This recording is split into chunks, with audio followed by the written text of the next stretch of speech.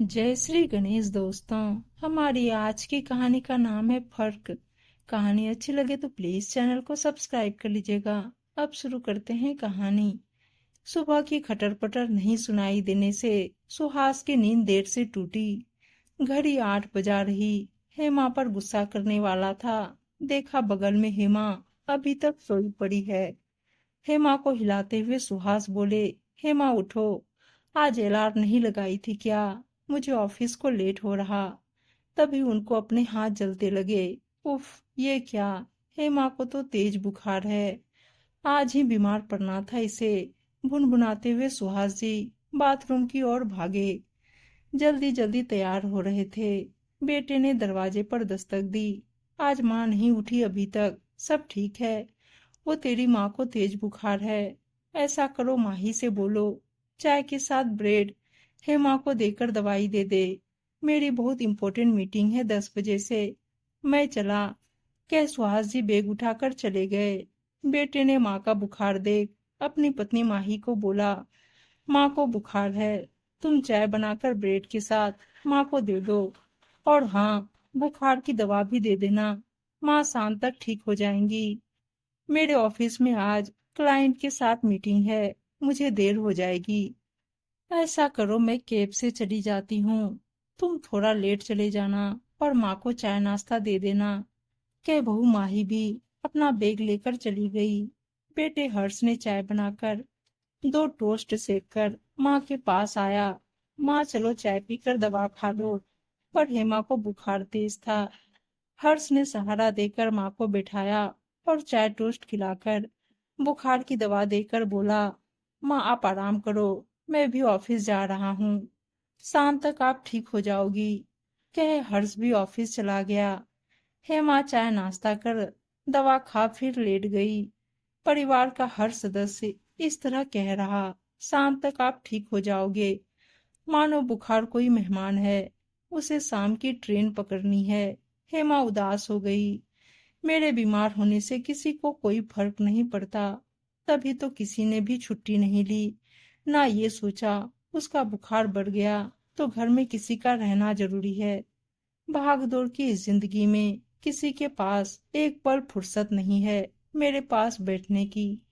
तीमारदारी तो दूर की बात है, बेटे बहू को क्या कहें, जब थोड़ा सा भी समय पति सुहास के पास भी नहीं था जो हेमा के पास बैठते।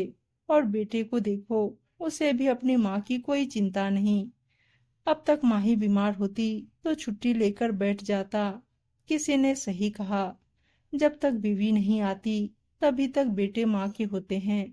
और माही को क्या कहूँ, मैं कितना भी करूँ उसे क्या फर्क पड़ेगा।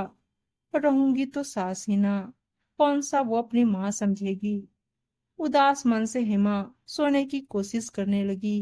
कॉल बेल की तेज आवाज से हेमा की नींद टूटी। कितनी गहरी नींद सोती हो, इतनी देर से कॉल बेल बजा रहा था। मैं तो डर गया था।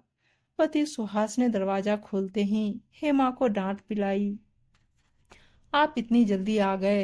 हेमा ने हैरानी से पूछा।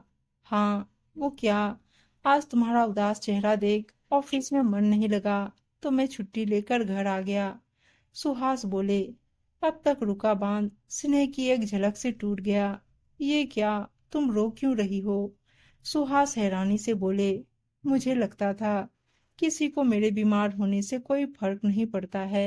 हेमा ने आंसू पोंछते कहा। हे माँ, तुम इस घर की धुरी हो।